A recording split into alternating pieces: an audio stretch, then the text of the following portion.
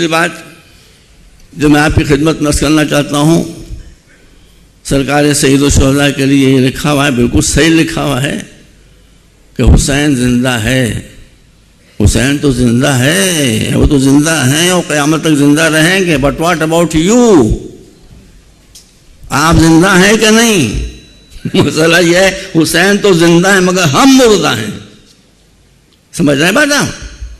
حسین زندہ ہے مگر ہم مردہ ہیں۔ ایک زندہ بیج لے لیجئے گیہوں کا، اس بیج کو زندہ زمین میں ڈال دیجئے، بیج بھی زندہ ہے، زمین بھی زندہ ہے، وہاں پر گیہوں کا درخت نکل آئے گا۔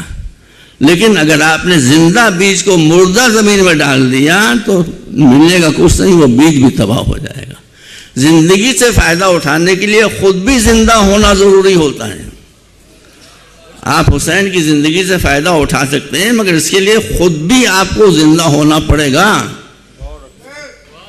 اس کے بغیر مسئلہ حل نہیں ہو سکتا ہے۔ اب حسین اور یزید کا مسئلہ کیا تھا؟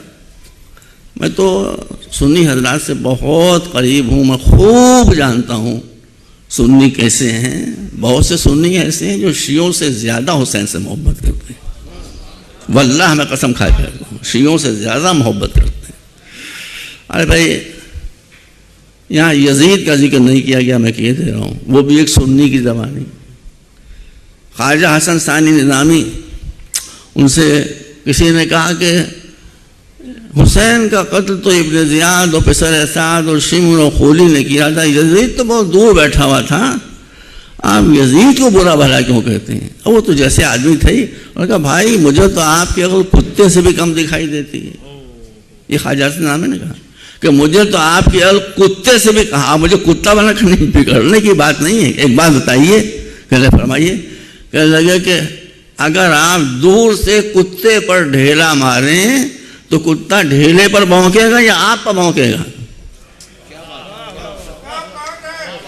اگر آپ دور سے کتے پر ڈھیلا مارے تو کتا ڈھیلے پر بھونکے گا کہ آپ پر بھونکے گا؟ اس نے کہا ہم پر بھونکے گا۔ کہا کہ وہ شمر و ابن زیاد و خولی یہ سب تو ڈھیلے تھے، پھینکنے والا یزید تھا۔ یہ سب اہل سنت، آپ لوگ ایک دوسرے سے قریب ہوئیے، ایک دوسرے کے عقائد کو سمجھیے۔ قرآن عقیدے کا مسئلہ کوئی اختلافی تھوڑی ہے۔ سرکار آپ بتائیے عقائد خمسہ قرآن مجید میں ہے کہ نہیں ہے؟ جو شخص بھی عقائد خمسہ کا قائل ہے وہ مسلمان ہے، مسلمان ہے، وہ مسلمان رہے گا۔ سمجھ رہے ہیں آپ؟ اب سرکار